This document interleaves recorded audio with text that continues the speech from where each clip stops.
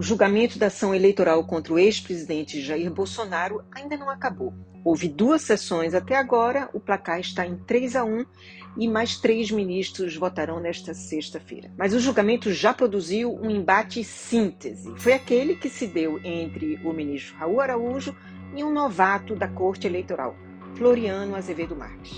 Durante a campanha, Araújo havia dado uma decisão importante favorável a Bolsonaro ao proibir manifestação política de artistas no Lollapalooza. Por isso, os bolsonaristas acreditavam até num pedido de vista do ministro. Mas não foi isso que aconteceu. Ele fez questão de votar e usou basicamente 2 argumentos. Disse que o discurso de Bolsonaro se inseriu no contexto da liberdade de expressão e que cada cidadão é livre para crer ou descrer no que bem entender. Cada cidadão é livre para crer ou descrer no que bem entender, para divulgar, para duvidar.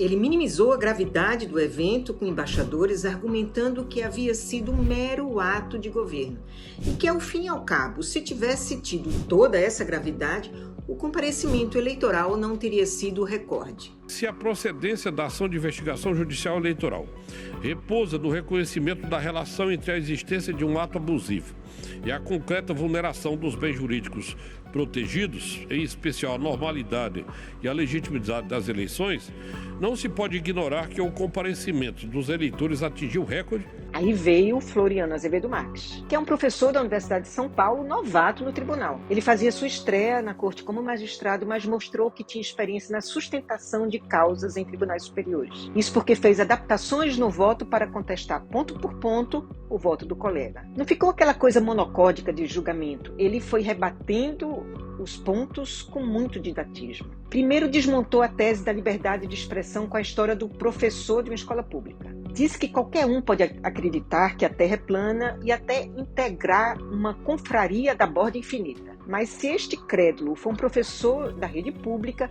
não lhe é permitido ensinar inverdades aos seus alunos. O que ficou provado que foi isso que Bolsonaro fez, desacreditando as urnas eletrônicas e a justiça eleitoral. A liberdade de expressão. Alega-se que o discurso proferido em reunião com os embaixadores não caracterizaria abuso, pois estaria compreendido dentro da liberdade de expressão do presidente da República. Ora, já é manancial a jurisprudência dessa corte no sentido de afirmar e reafirmar que a garantia de liberdade de expressão não é apta a acobertar a propagação de desinformação, de inverdades ou de acusações que sabe-se improvadas ou improváveis.